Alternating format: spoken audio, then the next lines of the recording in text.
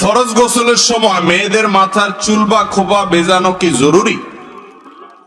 মা বোনদের ফরজ গোসলের সময় মাথার খোপা বেনি এগুলো খোলা ছাড়া যদি চুলের গোড়াতে পানি পৌঁছানো যায় তাহলে এলো খোলা, কোনো জরুরি নয় ফরজ গোসলে।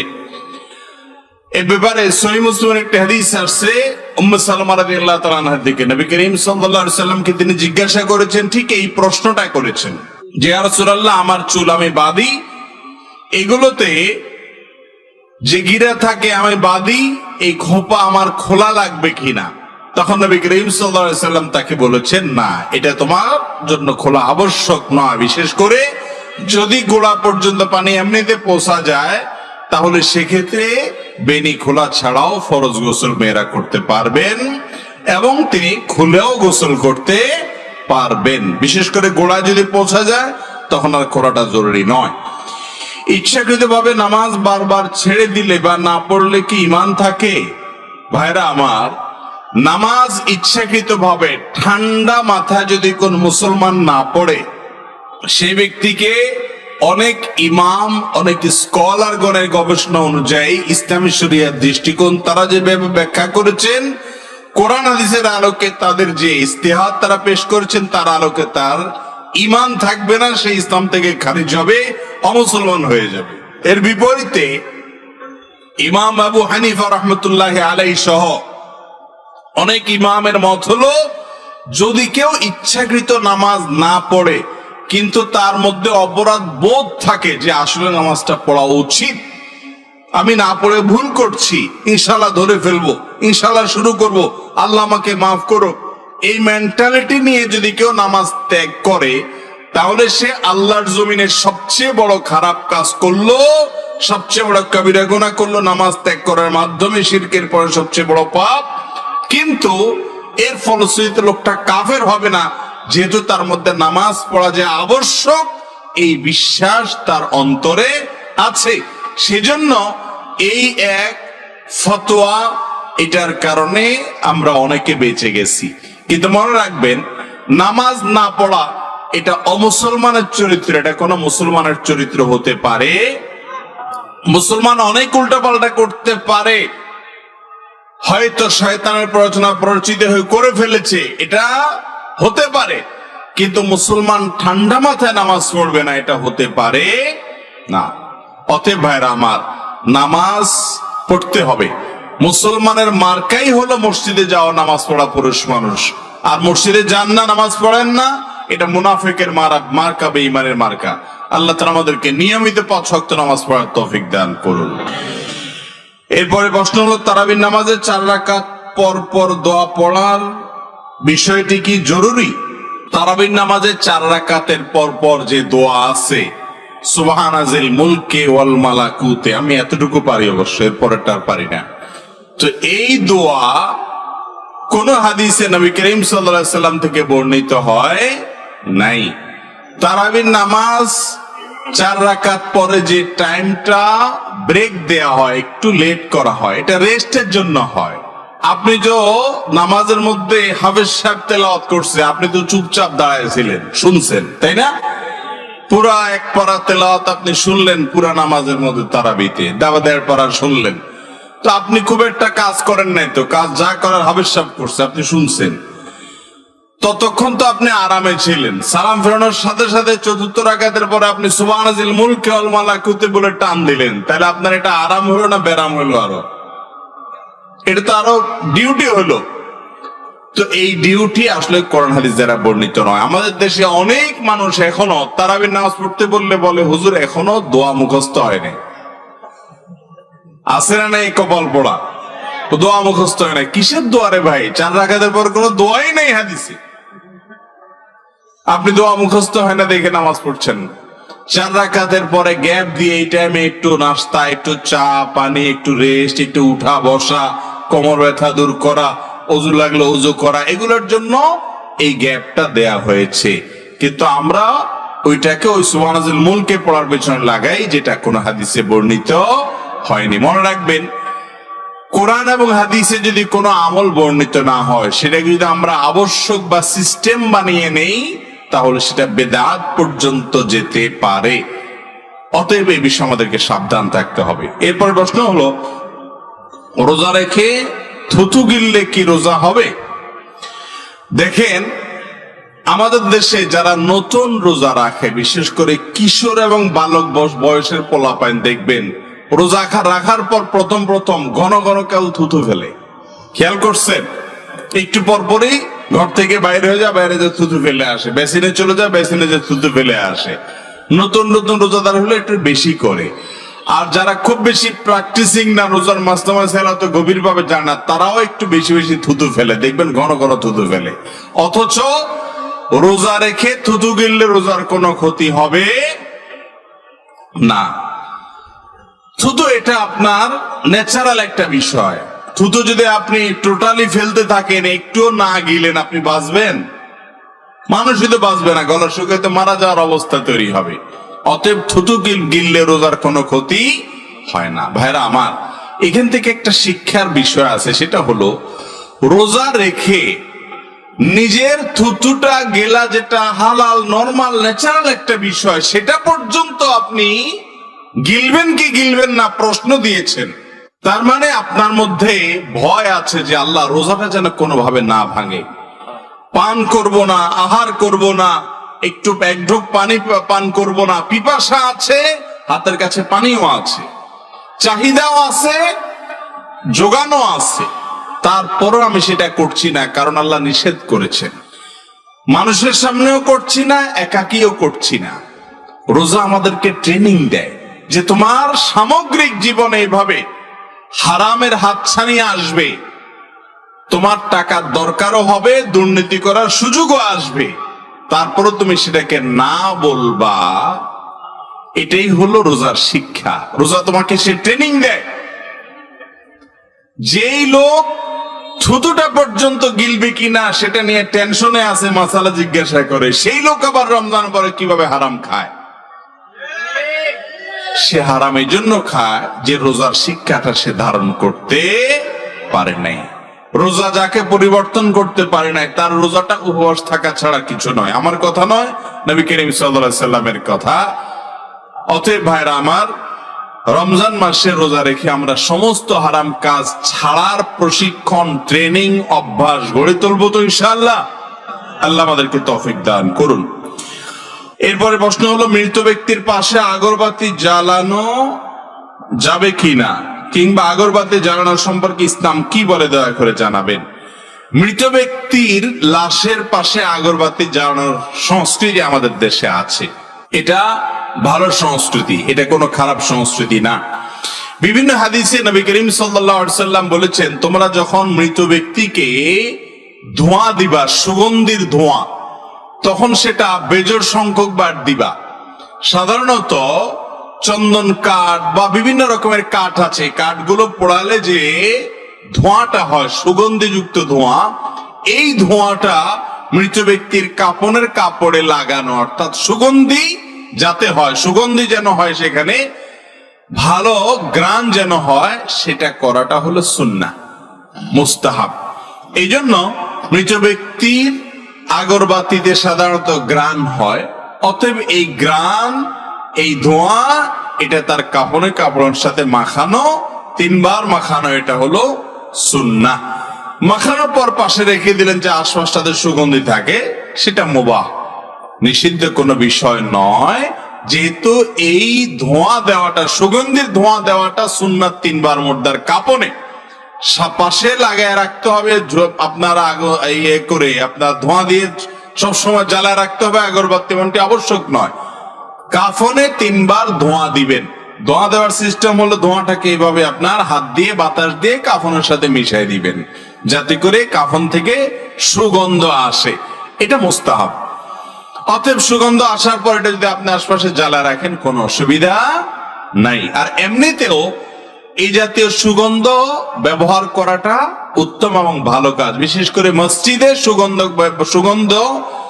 সুগন্ধিযুক্ত এই জাতীয় বিভিন্ন জিনিস ব্যবহার করা, যেগুলাতে কোনো মানুষের কষ্ট হয় না, সুগন্ধি ছড়া, সেগুলো মুস্তাহাব এবং মসজিদের আদবের অংশ বিশেষ। ওমর রাদিয়াল্লাহু তাআলা আনহু এই মসজিদের সুগন্ধি দেওয়ার ব্যাপারে অনেকগুলো নির্দেশনা তার থেকেও আসছে, হাদিসে অন্যান্য সালাফ থেকেও বর্ণিত আছে। নারীদেরকে ঘরে নামাজ পড়া ভালো, এ বিষয়ে কি কোনো হাদিস বা কোরআনের নির্দেশ আছে? ভাই, মেয়েরা মসজিদে নামাজ পড়তে যাওয়ার চাইতে বাসায় নামাজ পড়াটা অধিক উত্তম। এ বিষয়ে আবু দাউদ, মুসনাদ আহমদ সহ বিভিন্ন হাদিসের কিতাবে বর্ণিত হয়েছে যে নবী সাল্লাল্লাহু আলাইহি ওয়াসাল্লাম বলেছেন, ওয়া বুয়ুতুহুন্না খায়রুল লাহুন্না, মেয়েরা মসজিদে গেলে তোমরা মেয়েদেরকে বাধা দিও না। হাদিসের প্রথম অংশ হলো তারা মসজিদে গেলে তাদেরকে বাধা দিও না, তবে মেয়েদের জন্য মসজিদে না গিয়ে বাসায় নামাজ পড়াটা অধিক উত্তম। এক সাহাবী, মহিলা সাহাবী, নবী করিম সাল্লাল্লাহু আলাইহি ওয়াসাল্লামের পেছনে মসজিদে নববীতে নামাজ পড়তেন। নবী করিম সাল্লাল্লাহু আলাইহি ওয়াসাল্লাম তাকে বলেছেন, তোমার জন্য বাসায় নামাজ পড়াটা অধিকতর উত্তম। এবং তিনি আরো বলেছেন, যত বাসার অভ্যন্তরে, যত ভেতরে তিনি নামাজ পড়েন, তত বেশি তার নামাজটা কোয়ালিটিফুল হবে, সওয়াব বেশি হবে। কিন্তু বাজারে, রাস্তাঘাটে, বাস স্টেশনে এবং এরকম মার্কেট ইত্যাদিতে অবশ্যই মসজিদগুলোতে মেয়েদের নামাজের ব্যবস্থা থাকতে হবে, থাকা উচিত, যাতে করে সেখানে ডাক্তার দেখাতে এসে বা কোনো প্রয়োজনে এসে মেয়েরা নামাজ পড়ার সুযোগ পায়। আমাদের দেশে অনেক সময় দেখা যায় মেয়েদের নামাজ পড়ার তেমন কোনো ব্যবস্থা রাখা হয়, এটা অনেক বড় একটা ভুল কাজ। অনেক নামাজি মানুষ দেখা যায় নিজের বউকে রাস্তার বাইরে দাঁড় করে রেখে বা রাস্তা দাঁড় করে রেখে, মসজিদের বাইরে দাঁড় করে রেখে তিনি নামাজ পড়তে হয়, এটা উচিত নয়। অতএব আজকাল বিশেষ করে ডক্টর আব্দুল্লাহ জাহাঙ্গীর রহমানুল্লাহ একটা চমৎকার কথা বলতেন। স্যার বলতেন যে মা বোনরা বাসায় অবস্থান করবে, একান্ত প্রয়োজন হলে বাইরে যাবে, কিন্তু আজকাল যেহেতু বাইরে চলেই গেছে তারা, অতএব সেখানে গিয়ে নামাজ পড়ার ব্যবস্থা যেন থাকে সেটা চেষ্টা করা উচিত। না হলে নামাজও পড়বে না, বাইরেও গেল, আমও যাবে, ছালাও যাবে। বিধায় অন্তত নামাজের ব্যবস্থাটা বাইরে রাখা উচিত মা বোনদের জন্য। আর সাধারণ অবস্থাতে তারা বাসায় পড়বেন, সেটাই উত্তম। কনের বাবারা প্রায়শই 3 লক্ষ বা ততোধিক মহারণা ধার্য করেন। বরেরা ছোট হয়ে যাওয়ার ভয়ে সামর্থ্য না থাকা সত্ত্বেও ওই মহারণা মেনে নেন। ইসলামের দৃষ্টিতে উক্ত মহারণা পরিশোধ সম্পর্কে সদয় জানাবেন। ভাইরা আমার, এই দুনিয়াটাতে মানুষের সবচেয়ে বেশি অভাব হলো ভাবের। কিসের অভাব বলছি? ভাবের অভাব। ভাবের অভাব বুঝেন? পয়সার যতটুকু অভাব আছে তার চাইতে বেশি অভাব হলো কিসের? ভাবের। মানে ভাব সবটা দরকার। মোহরের ক্ষেত্রে একই অবস্থা হয়েছে। মোহর 10 লাখ, 15 লাখ, 20 লাখ, 30 লাখ, 50 লাখ টাকা ধরছে। যে ছেলেটা বিয়ে করছে ওই বেচারার হয়তো বেতন 20,000 টাকা, 10,000 টাকা, 30,000 টাকা, 50 লাখ টাকা পরিশোধ করবে, তারপরও 50 লাখ টাকা ধরবে। কারণ 50 লাখ টাকা ধরলে একটা ভাবসাব হয় যে আমার মেয়ের বিয়ের মহারণা 50 লাখ, পাবে না 1 টাকাও, ধরছে কত? 50 লাখ। এগুলো উচিত কাজ না। মেয়ের বাবারা বিশেষ করে এই কাজগুলো খুব গর্হিত কাজ করেন। যৌক্তিক মহারণা ধার্য করবেন। আপনি বিয়ে দিয়েছেন যে ছেলের কাছে, আপনি জানেন তার স্যালারি 20,000 টাকা, আপনি মহারণা 50 লাখ কোন হিসাবে ধার্য করেন? কিভাবে আপনি ডিমান্ড করেন?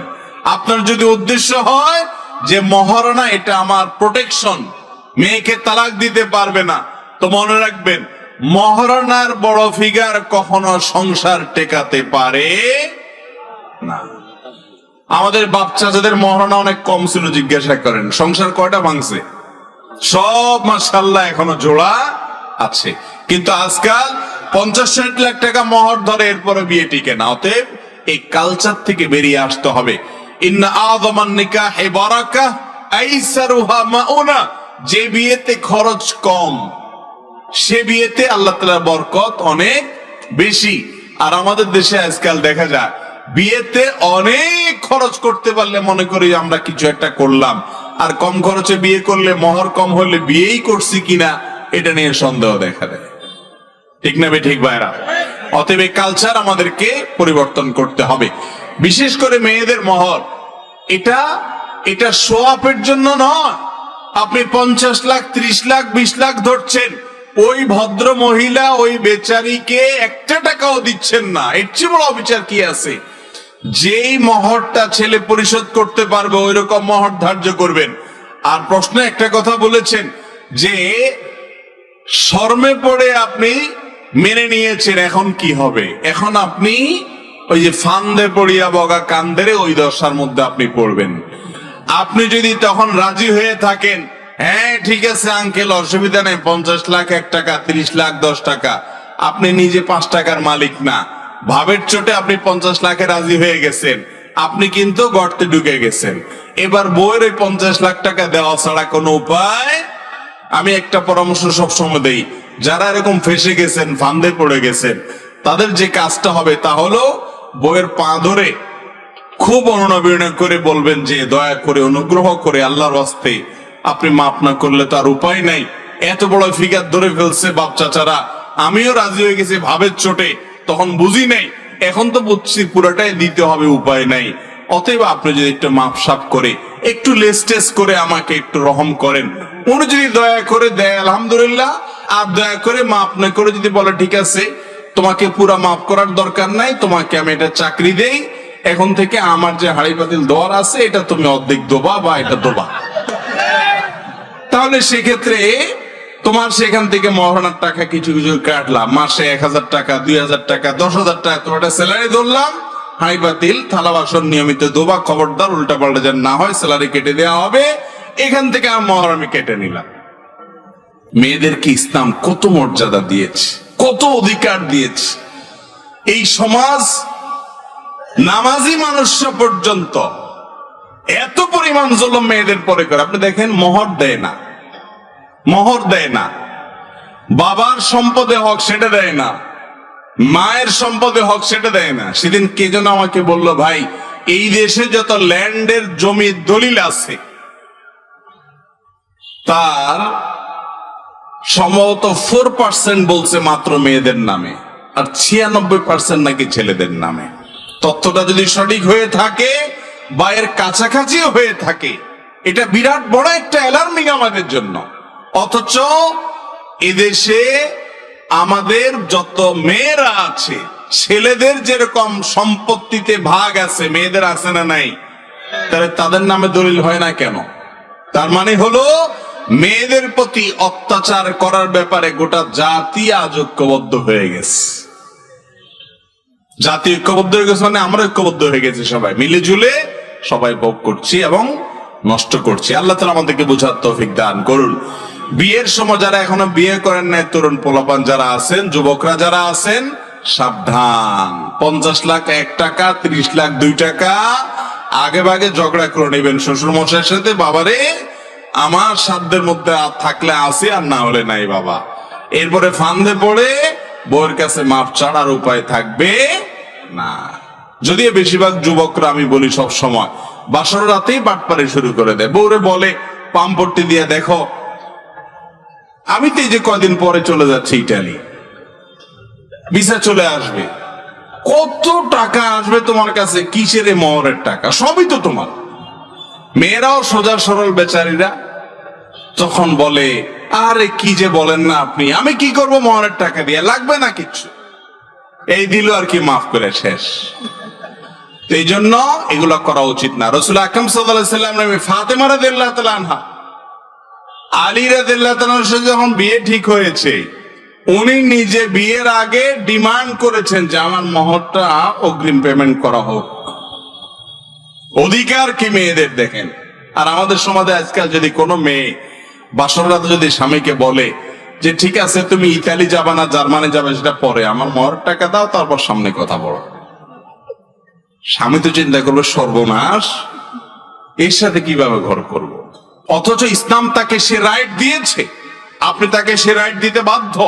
তার যতটুকু রাইট দিয়েছে ততটুকু আপনি তাকে দিবেন।